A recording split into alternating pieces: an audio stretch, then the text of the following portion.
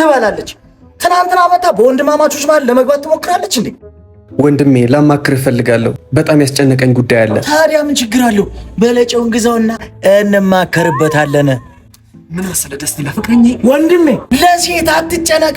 ሴት ብትሄድ ሴት ትመጣለች። ጫት ቢሄድስ መወዛገብ ነው ትርፉ። ዲፍረንስ አንተ ምንድን ነው ያለ ጫት ጭንቅላት አይሰራም እንዴ? እኔ ችግር ላይ ነኝ እያልኩ ስለ ጫት ታወራለህ እኮ። በችግሩ ዙሪያ ነክሰን እንማከርበት ነው ያልኩ። አየህ ፍቅረኛዬ ከአንተ ጋር ባለኝ ጓደኝነት ደስተኛ ያልሆነችው ለዚህ ነው። አንተ ከሁሉም ችግር የሚበልጥብህ ጫትህ ነው።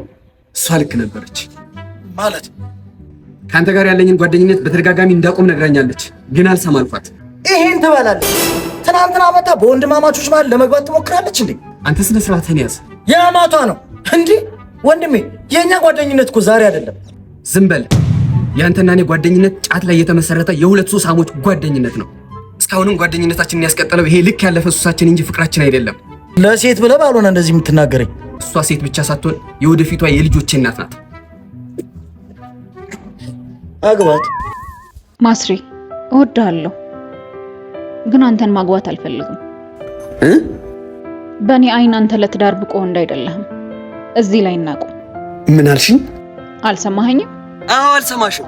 ትቀልጃለሽ እንዴ? ከሁሉም ሰው ጋር አቆራርጠሽ የብቻሽ ካደረግሽኝ በኋላ እንለያይ ስትይኝ የምሰማሽ እኔ ጅል ነኝ? ይቅርታ። አቁም ያልሽኝን ሁሉ አቁም። ለአንቺ መኖር ስጀምር ፍቅራችንን እናቁም። ምን ማለት ነው?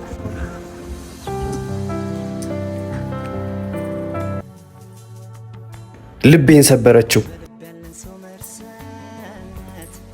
ንከስበት። የተሰበረ ልብን ይጠግንላል። ነግሬ ነበር አልሰማልክ። አንተን የማንከዳ እኔና በርጫ ብቻ ነን። ግን አንተ ምን አደረክ? በሴት ቀየርክ።